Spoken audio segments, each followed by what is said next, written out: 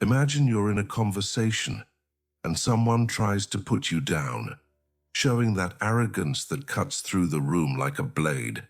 Normally, you'd just stay silent, biting your tongue. But what if, instead, you had phrases so powerful they would completely knock them off balance? Today, I'm going to reveal 5 powerful phrases that not only disarm the arrogant, but also show everyone around you the strength of your character.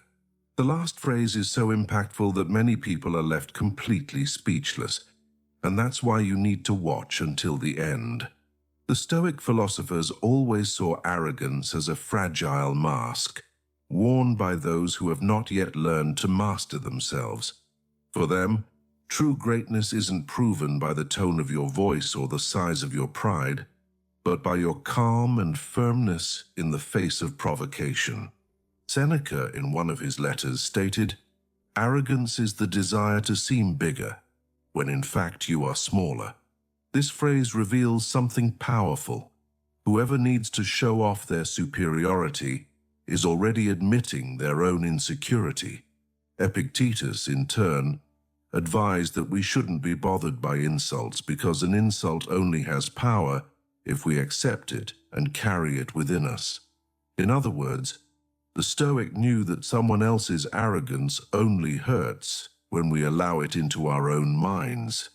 Marcus Aurelius also reinforced this stance, reminding us that we cannot control the tongues of others, but we can always control our reactions. This lesson is crucial. When we respond with wisdom, we dismantle the arrogant person's game without needing to shout or lose our composure. And that's exactly what we're going to explore in this video. 5 powerful phrases inspired by this Stoic spirit, capable of disarming any arrogant person, not with aggression, but with intelligence and grace. Phrase 1. You have a right to think that way. This simple phrase has immense power against someone who is arrogant. Arrogance thrives on resistance. The arrogant person expects confrontation. They want to prove their superiority and feed on verbal conflict. When you respond calmly and say, "You have a right to think that way," you break the logic of the conflict. It's like letting the air out of an overinflated balloon. All the tension dissolves. But be careful. This isn't about admitting the arrogant person is right. The secret is in the subtlety. You aren't agreeing with their point, but merely acknowledging their right to have that perspective. It's an elegant way to end the cycle of provocation without playing the game they desperately want you to play. The Stoics would call this removing the fuel from the fire. Epictetus said that no one can harm your mind without your permission. By using this phrase, you keep your mind free, refusing to get caught in the web of someone else's pride. The arrogant person, used to arguing to win, suddenly finds themselves facing someone who isn't playing the same game. Imagine a work meeting where someone tries to impose their ideas with contempt. Everyone expects you to fire back harshly, but instead you smile slightly and say, "You have a right to think that way." The silence that follows is telling. The person loses their stage, and everyone else realizes that you remained in control. This kind of posture is stronger than any attack, because the arrogant don't expect to be disarmed with serenity. It's in this moment that Stoicism proves its modern relevance, when inner peace defeats the need to prove who has the loudest voice. Phrase 2. That's an interesting point. You've given me something to think about. This phrase seems innocent, but it carries strategic force. The arrogant person expects to be rejected or criticized, but when you show interest, they lose their armor. It's like pulling the rug out from under their feet without raising your voice. You transform the attack into a moment of reflection, shifting the energy of the conversation. The secret is in the tone. It's not irony, it's not sarcasm, it's genuine calm. When you respond with, "You've given me something to think about," you place the other person in the role of a teacher. but without giving them the victory of a confrontation. Instead of fueling the battle, you show maturity and silently take control of the dialogue. Seneca said that there is nothing so arrogant that it cannot be softened by reason. This phrase is the embodiment of that. You don't have to win, you just have to lead. The arrogant person, accustomed to imposing their ideas like a hammer, finds themselves facing someone who doesn't fight back, but also doesn't submit. Imagine someone trying to belittle you in public, showing off their supposed intellectual superiority. Everyone expects an aggressive response. Instead, you look at them calmly and say, "That's an interesting point. You've given me something to think about." The atmosphere changes instantly. The audience realizes that the one in control isn't the one who speaks the loudest, but the one who can maintain their calm.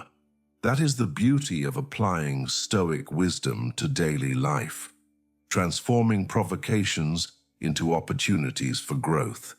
When you respond this way, you not only disarm the arrogant person, but also inspire respect from everyone around you. Phrase 3. I'd prefer to hear more before I respond. This phrase is like an invisible shield. The arrogant person expects an immediate reply, a quick dispute, because that's the field where they feel comfortable.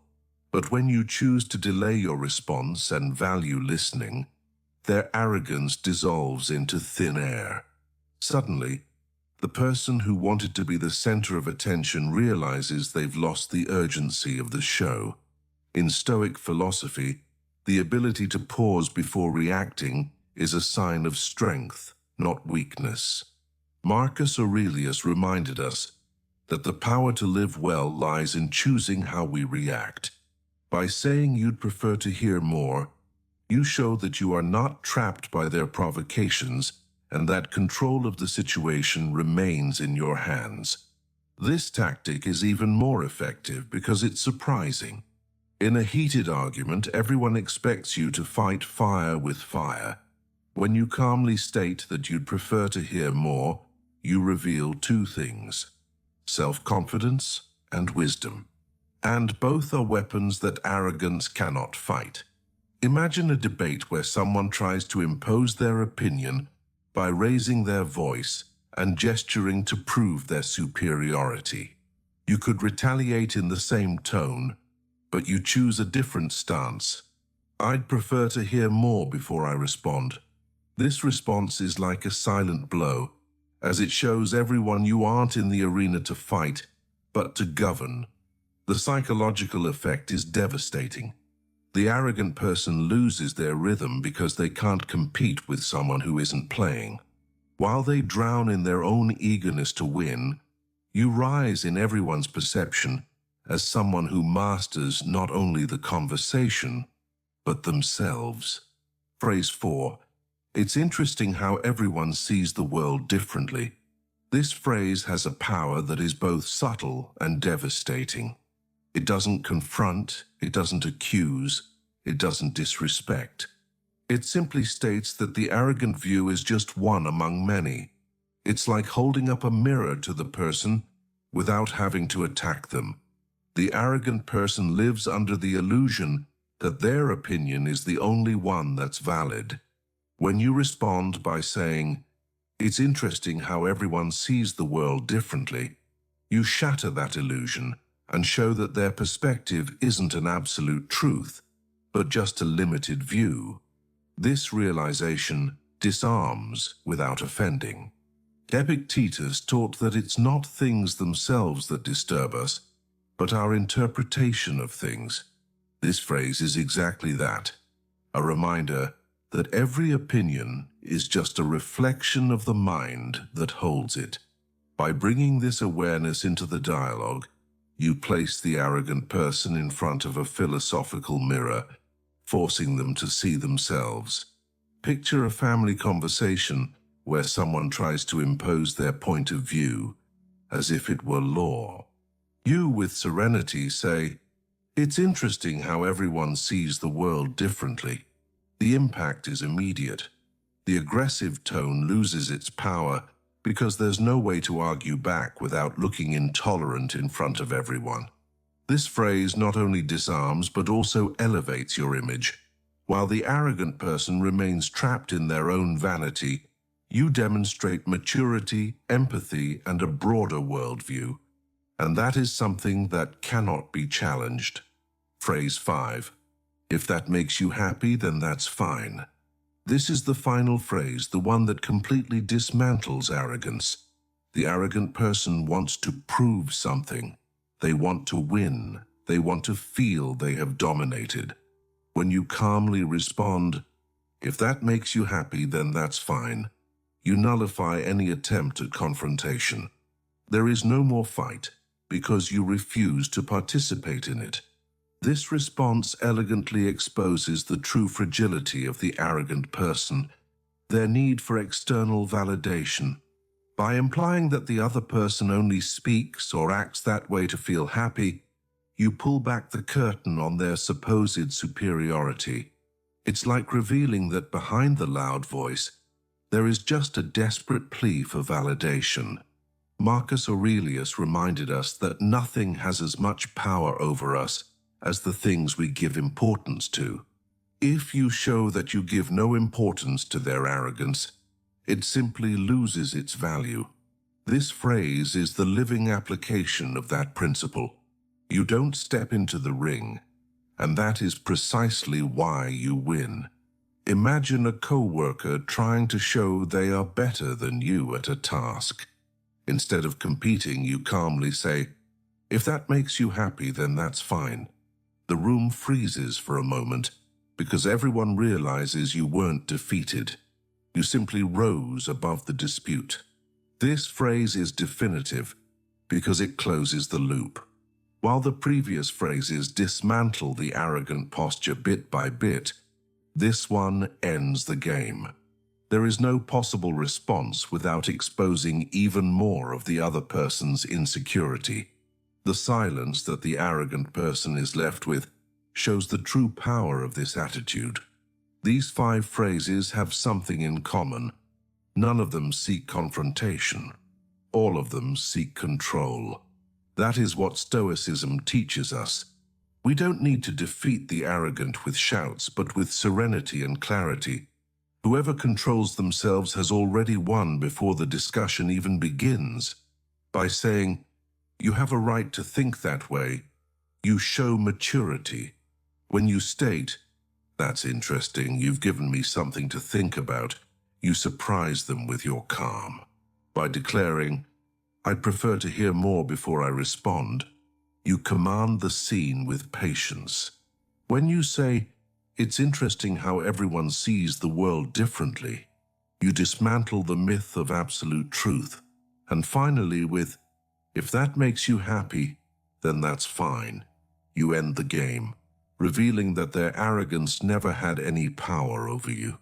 These phrases are not just words. They are the attitudes of someone who has learned not to be a slave to the pride of others. Imagine the impact of applying them in your life. More respect, more tranquility, more command over situations. That is the true strength of someone who lives in peace with themselves. And if you want to continue cultivating this mindset of calm and strength, subscribe now to the Stoic Spring channel. Here you will find daily reflections that will strengthen your maturity and help you build the habit of protecting your inner peace. Because when you take care of your mind, no external arrogance can shake you. Now tell me in the comments, which of these phrases are you going to use first?